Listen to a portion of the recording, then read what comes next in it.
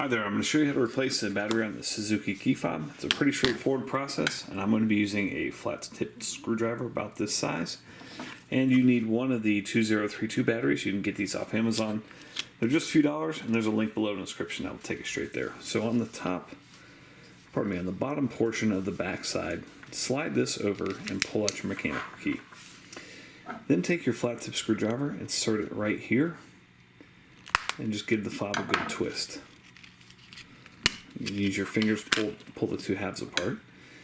Now this has a 2025 in it, and in a pinch you can use that, but a 2023 is what the fob actually calls for.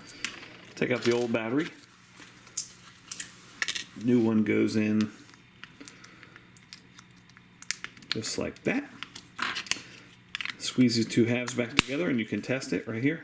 Make sure you've got your red light. That's in good shape. And just place your mechanical key back in. You're all set. Thanks so much for watching. Make sure you hit that thumbs up button.